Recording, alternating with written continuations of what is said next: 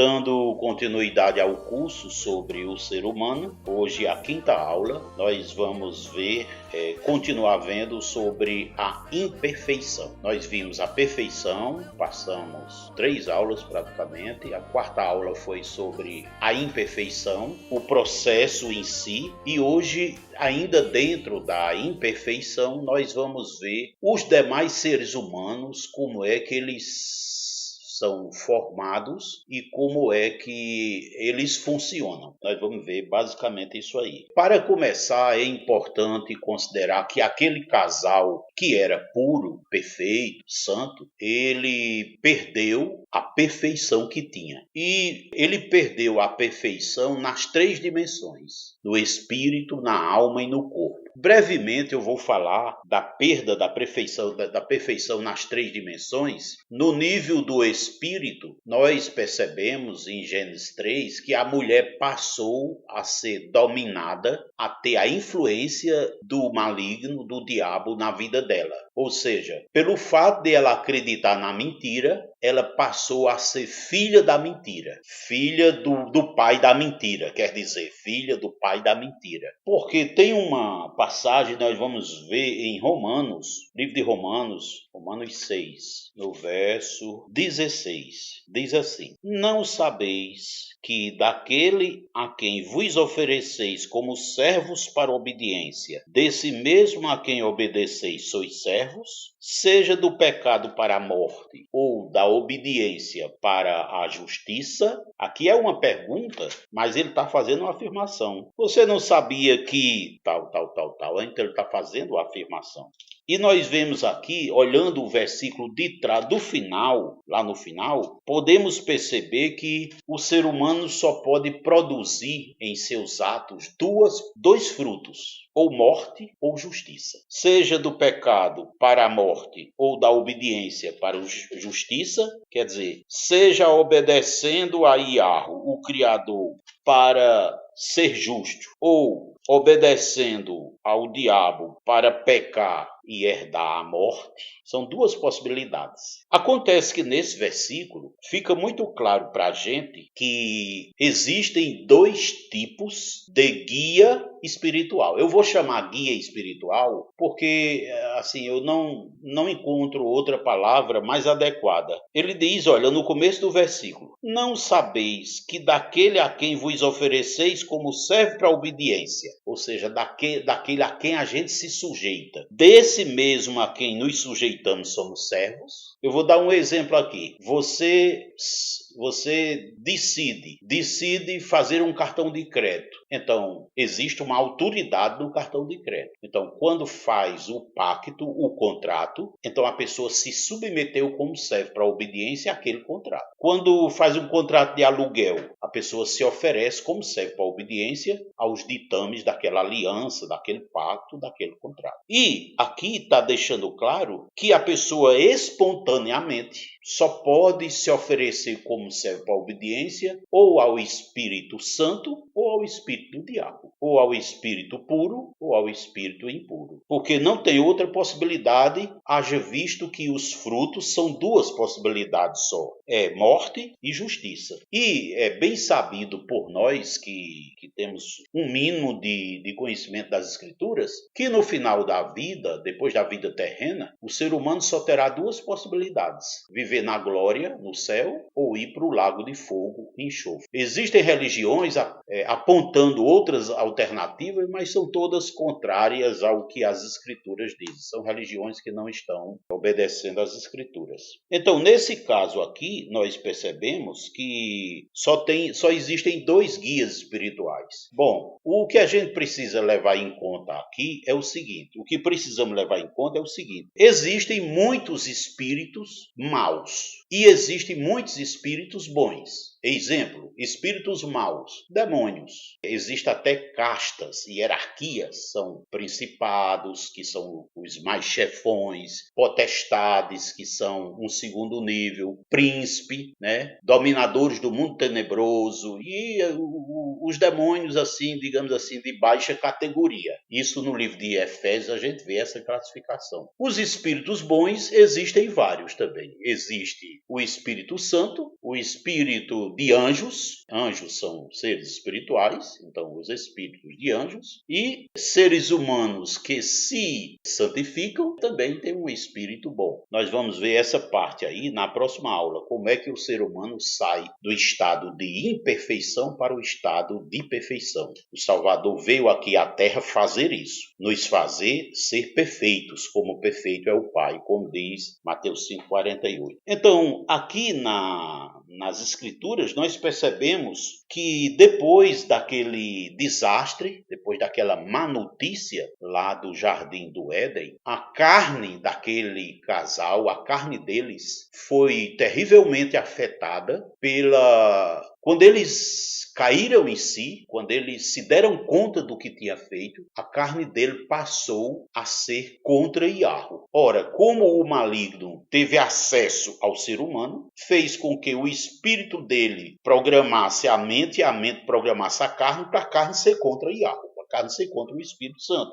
Isso está no livro de Gálatas, no capítulo 5, no verso 16 e 17.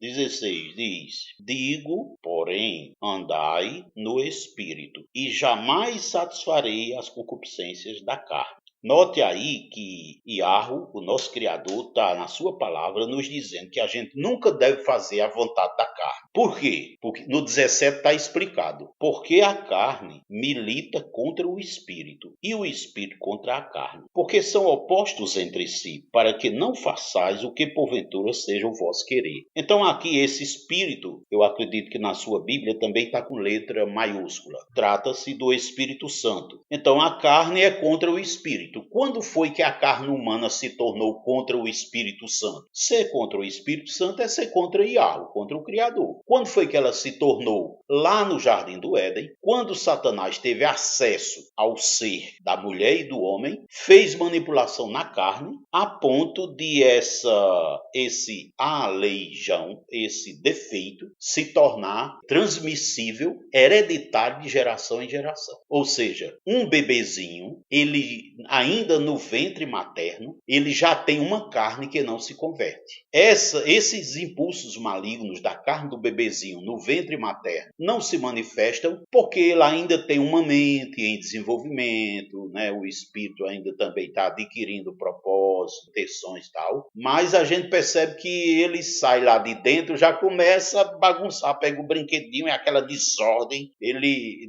a ciência explica que isso é mecânica fina, não é coordenação motora, mas não tem nada disso. Isso é o mal que está dentro, que faz esses impulsos de desordem. Então, aqui nós percebemos que no nível da carne, aquele casal foi afetado e esse resultado passa de geração em geração. Lembre que aqui em Gálatas, ele está falando de pessoas da nova geração. Até se refere a pessoas que já fizeram sua opção pelo Evangelho, etc. Ora, mesmo fazendo a opção pelo Evangelho, a carne do ser humano ainda continua lutando contra o Criador. No nível do espírito, aí nós já vimos, né, que o inimigo passou a ter domínio sobre o ser humano. É claro que ele não tem domínio total, porque Iarro, o nosso Criador, é soberano e nada acontece na terra sem a permissão dele, mas o fato é que o diabo passou a ter direito de agir no ser humano, no espírito, na alma e no corpo, desde aquela atitude lá no Jardim do Éden. Eu não vou entrar em muito detalhe nisso, mas vou dar algumas provas bíblicas. Por exemplo, quando Yahushua, o nosso Salvador, ele foi tentado pelo diabo logo no início, para ele poder começar o ministério dele. O diabo fez uma proposta para ele que se ele adorasse ao diabo, o diabo daria a ele todo o reino do mundo. Eu não sei se você lembra de ter visto, dar-te-ei todo esse reino, pronto. Por que o diabo disse isso? Porque o diabo tinha direito sobre a humanidade. Tinha direito dado por Adão, como Adão não se arrependeu, como não houve a remissão do pecado, como não foi aplacada a ira de Iarro por causa desse fato, então ele passou a ter direito de agir em todo ser humano. Na próxima aula nós vamos ver como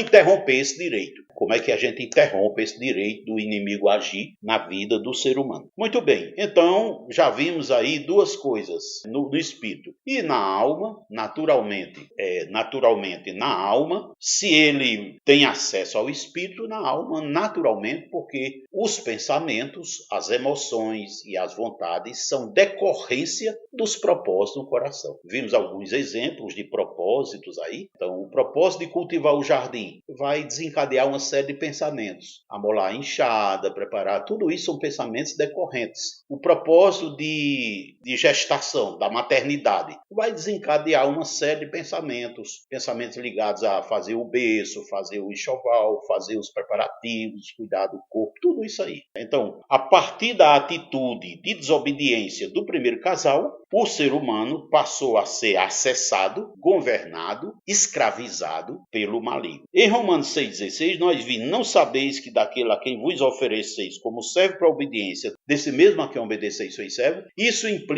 tem uma implicação muito séria aí, que é o seguinte: se a pessoa fizer a opção de se submeter ao Espírito Santo para obedecer a ele, vai ser abençoado, vai ter proteção, bênçãos, suprimento, provisão espiritual para viver dando certo. Agora, se a pessoa se negar a se oferecer em obediência ao Espírito Santo, seguramente cai no laço e passa a viver contra Yahweh, contra o Criador, sem perceber. Veja o exemplo da mulher lá. A primeira mulher, ela passou a ser contra Yahweh e ela não percebia o que estava fazendo, porque estava dopada com a intervenção espiritual maligna Veja o primeiro homem também. O primeiro homem pegou o fruto, consumiu, chegou a consumir, sem se dar conta sequer dos ensinos que tinha recebido de todas essas coisas. Ou seja, a possessão demoníaca impede a pessoa ter consciência e ter lucidez espiritual. Diante dessa consideração, que é fundamental, nós então vamos ver, diante disso aí, como é formado o ser humano. Quer dizer, como é formada a criança. Uma criança, ela é formada de que jeito? Eu vou fazer uma apresentação aqui, rápida, só para a gente ter uma ideia. Então vamos ver aqui nessa figura a formação de uma criança. A gente já viu que Yahweh participa, o Criador participa da formação da criança, e nós também sabemos que o inimigo também participa. Nós vamos ver aqui alguns trechos em Romanos. Vamos lá em Romanos. Então, uma criança ela é formada com a participação do Criador e também do maligno. Romanos capítulo 5, nós vamos ler alguns versos aqui que dá base para isso aí. Romanos 5, verso 12, achou? Portanto, assim como por um só homem entrou o pecado no mundo, por um só homem entrou o pecado no mundo. E pelo pecado a morte, então a morte passou a todo ser humano. Assim também a morte passou a todos os homens porque todos pecaram. Ou seja, por causa do pecado de Adão, todos são gerados e crescidos em pecado. No verso 15, todavia, não é assim o dom gratuito como a ofensa, porque se pela ofensa de um só morreram muitos, muito mais a graça de Yahweh e o dom pela graça de um só homem, Yahushua, o ungido, o Messias, foi abundante sobre muitos. Aí já percebemos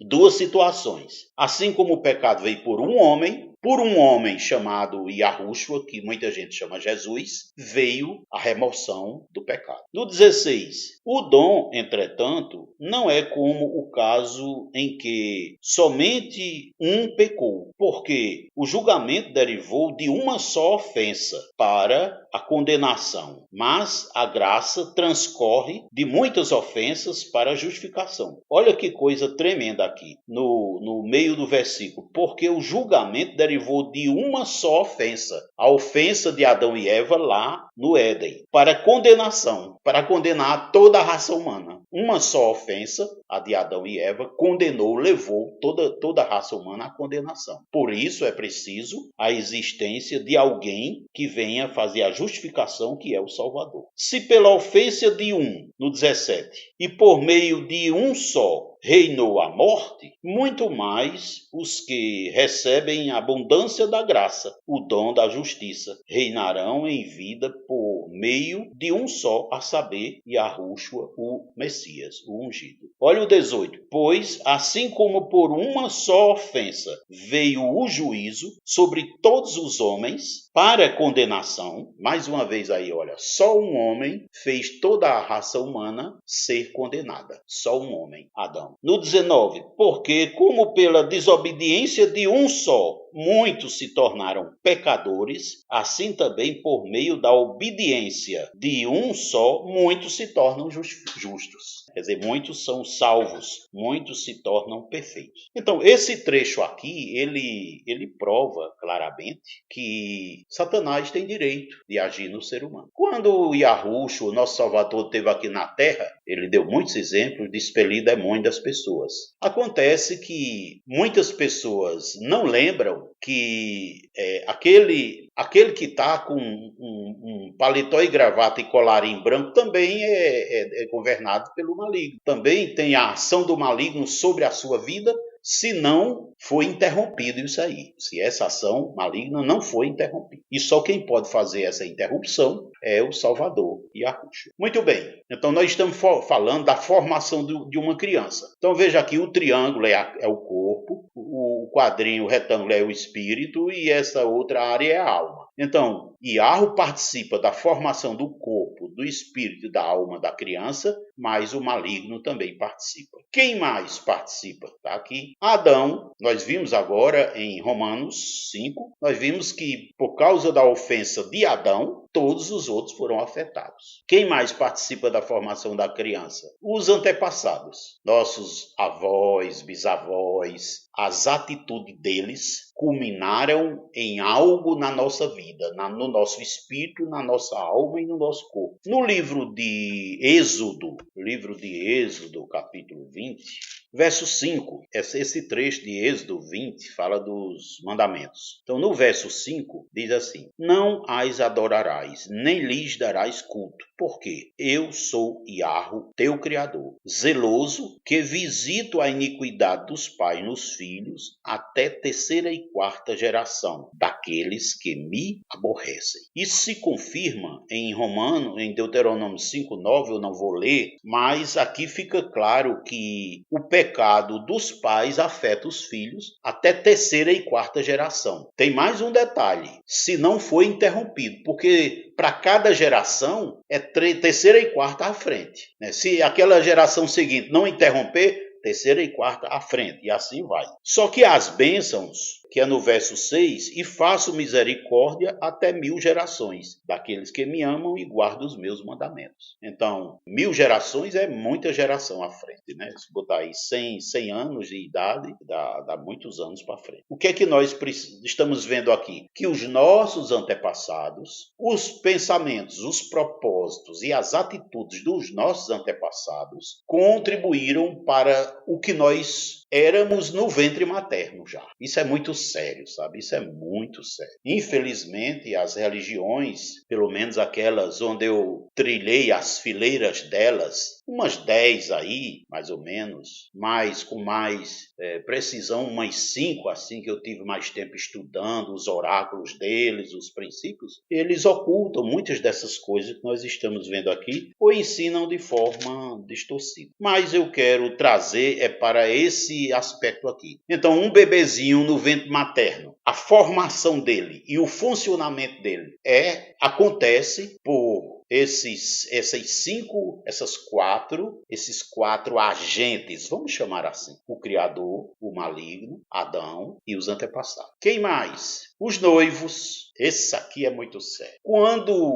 Existe uma coisa que é muito clara nas Escrituras, é que o Criador só aprova uma pessoa praticar o ato sexual se for casado. Se não for, não tem aprovação de Yah. Quando os noivos violam esse princípio, a palavra diz que a gente colhe o que planta. Então, os futuros filhos já nascem debaixo de maldição, se esses noivos não interromperem. E outras desobediências, diversas. Mas eu me refiro aqui porque está mais relacionado com a formação da criança, a formação do ser humano. E nós estamos vendo hoje como é formado um ser humano. Ele é formado quando é formada a criança. E quem mais? Os cônjuges. Aí eu já estou falando o casal. As atitudes do casal vai afetar a vida da criança. Então, diversidade sexual vai implicar em filhos debaixo de maldição. Diversidade, outros tipos aí, vai implicar em filhos debaixo de maldição. E isso é outra coisa muito séria que as pessoas não estão levando a sério. Além dos outros tipos de delitos, vamos dizer assim, espirituais, como é o caso dos 10 mandamentos. 10 mandamentos, eu não lembro assim decorado, mas tem não matar, não roubar, não, né? E as pessoas pensam que matar é só matar uma pessoa, mas na nova aliança a gente percebe que se eu tiver raiva de uma pessoa, diante de Yahweh eu já sou criminoso por causa do propósito que houve no meu espírito, de odiar. Da mesma forma, roubar. Então pense, um ladrão fino era eu no passado. Roubava das mais diversas formas. Por exemplo, chegava Márcio e Abril, aí arrumava ali um recibozinho para enxertar na declaração de imposto de renda. Você roubava o governo. Nisso aí eu era ladrão fino, mas Yahushua, o meu salvador, me livrou desses negócios também. Criminoso de primeira linha. Odiava tinha raiva dos colegas no trabalho, às vezes de parentes, soltava ainda palavras assim, e isso aí é matar. É a mesma coisa de cometer o crime, eliminar uma pessoa. Bom, eita, quanta coisa horrível eu fiz na minha vida. Eu não gosto nem de lembrar, porque é tão sujo que mais Yahushua, na sua misericórdia, tem me ajudado, né? O poder que há no sangue, o poder que há na sua palavra e no seu nome tem me livrado dessas coisas. Então, o que é que acontece? Uma criança, quando está no ventre materno, ela está cheia de coisas boas e coisas ruins. A educação dessa criança é quem vai fazê-la trilhar por um ou por outro caminho. Tem um detalhe aqui. Nós vamos ver na próxima aula o que acontece quando a pessoa toma o procedimento correto para interromper a ação do maligno na sua vida. Então, se a pessoa, vamos dizer assim, o casal interrompe as ações do maligno na sua vida, quando são noivos ainda, então, e ao gerar um filho, eles continuarem orando, intercedendo, se consagrando, né? O Criador diz na sua palavra que agirá na vida daquela criança ainda no ventre materno, por amor àqueles pais que estão orando, se consagrando, atendendo aos pedidos dos pais. De forma que a criança pode já ir se santificando, como diz 1 Coríntios 7,4, que a criança, o filho, é santificado na convivência dos pais. E a convivência dos pais começa no ventre materno. Mesmo a criança não estando dentro do pai, ela está dentro da mãe, mas ela escuta a voz do pai. O pai falando de fora, ela escuta. Ela escuta até esses apitos dos carros que passam aí, essas motos barulhentas. A criança no ventre, ela escuta essas coisas. Claro que numa intensidade muito baixinha, mas além disso, a gente sabe que a ciência aí tem explicado até que a criança bebe daquilo que está em torno das emoções da mãe. A mãe que tem emoções boas, essa criança vai beber coisas boas, vai ser afetada beneficamente. A criança no ventre, se a mãe está amargurada, triste, e aqui eu não estou falando daquela tristeza de no dia do enjoo, do desejo de não comer aquele negócio, não é disso que eu estou falando. É a convivência conjugal que traz dores, que traz amarguras, que traz insatisfações das diversas formas. Então, é assim que é feita a criança. Essa criança torta desde o ventre materno, se não tiver um processo de restauração, a perfeição, levar lá a perfeição, ela só tem um lugar para ir, é o lago de fogo e enxofre, e não outro, não poderá ir para outro. Então, qual Qual é o principal propósito, né? Qual é a principal missão de pai e mãe? É gerar filhos, consciente disso, e educar esses filhos para ir para o céu. Não existe nenhum outro princípio didático pedagógico que seja superior a esse. Qual é mesmo o propósito dos pais? Gerar filhos e educá-los para ir para o céu, para serem perfeitos eternamente. Bom, então essa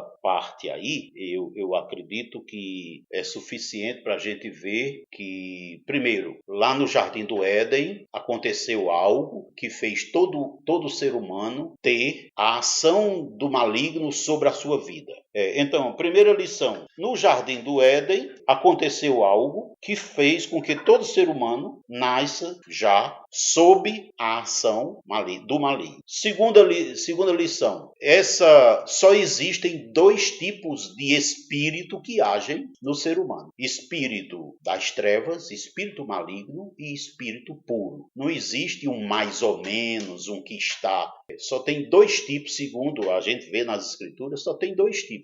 E só tem dois guias espirituais. Iarro, o Espírito Santo, é o guia de todos os outros espíritos bons. O diabo é o guia de todos os espíritos maus. Ele é o chefe, ele é a autoridade espiritual acima de todos os. Terceira lição, então existem dois guias. Terceira lição é que toda criança, o que eu vou dizer agora é muito forte, mas toda criança nasce pronta para ir para o inferno. Se não fizer algo nela, que é o novo nascimento, se não ocorrer o novo nascimento, o caminho dela é o inferno. E qual é a saída? O berço familiar, fazer, né, a convivência familiar, fazer o que é preciso para ela ir para outro lugar, ir para outro destino. E que na formação dela existem vários agentes, vários atores e vários fatores que contribuem para a formação da criança. De forma que quando um ser humano chega a uma idade, né, adolescente, né, vivendo sob a égide dessas forças malignas operando nele, a gente vê uma coisa horrível na vida desses seres humanos. Eu acredito que quem teve oportunidade de há 20 anos atrás entrar numa escola de ensino fundamental, as primeiras séries, pré-escola e escola, pode testemunhar que via outro tipo de crianças. Crianças que tinham pais, crianças que tinham um relacionamento com outras, relacionamento digno de ser louvado, de ser elogiado, crianças que tinham, digamos assim, regras no tocante às coisas espirituais. Quando entramos numa escola do mesmo tipo hoje em dia, nós vemos assim uma coisa horrível, as crianças inquieta, impaciente, e só fala em luta, em briga, e não sei o quê. Isso é um extrato de quê? Do fato de o ser humano, os pais, a cada ano que passa, são mais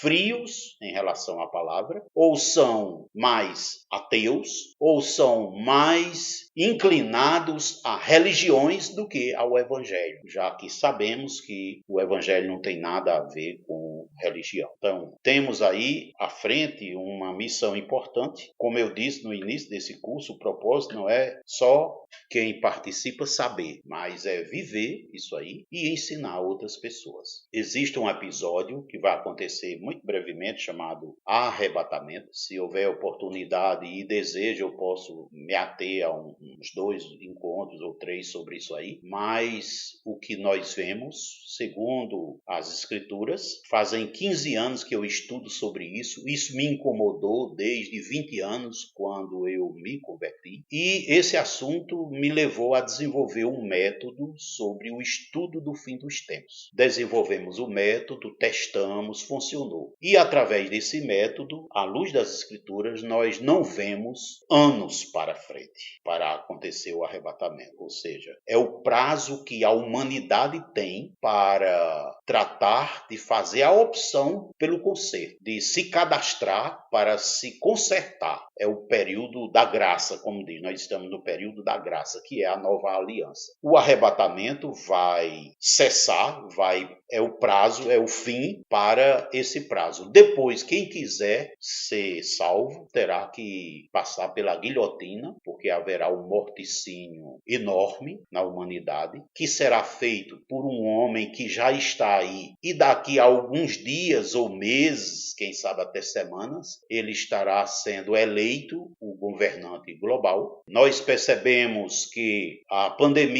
com a pandemia, Iarro, o Criador, trouxe toda a família para dentro de casa. Com essa guerra, Iarro fez com que o mundo se dividisse. O mundo hoje está polarizado. Não existe meio termo. Ou alguém está a favor da Rússia ou está contra. Não tem meio termo. E a terceira etapa que Iarro vai fazer é dividir a família. Cada membro da família vai ter que se posicionar. Você é de Iarro, você diz que é de Deus. Você é de Deus, pois é, vai ter que provar, porque os sofrimentos que estão vindo aí são horríveis. Nunca mais voltaremos ao que éramos em 2019. As coisas estão cada vez mais galopantes. Uma fome sem precedente está à beira aí E eu estou falando isso para motivar você a se organizar, a ver esse material e se preparar para levar essa mensagem à frente, porque eu sei que tem muitos pais de família que, se soubesse isso, correria, tomaria a decisão certa. Existem muitas crianças, adolescentes, que, se soubesse disso, correria para resolver. Então, nós fomos feitos para ser, lá na primeira aula, fomos feitos para ser templo de Iarro, o Criador na Terra. E o templo de Iarro, quem é de Iarro, quem é de Yahushua, só tem duas coisas a fazer: ir por todo mundo, levar o evangelho, e fazer discípulo de todas as nações. Esse projeto, esse trabalho nós fazemos, já fizemos discípulos, quer dizer, já demos esse curso e muitos outros. Não é apenas esse curso, mas temos um catálogo de 60 cursos, que varia,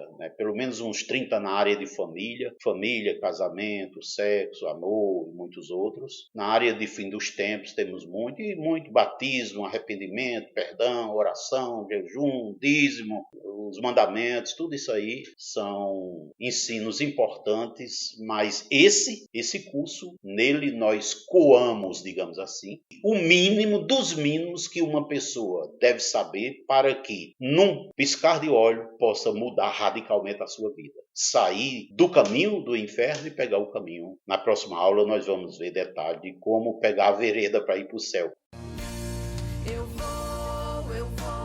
Eu vou para o céu, eu vou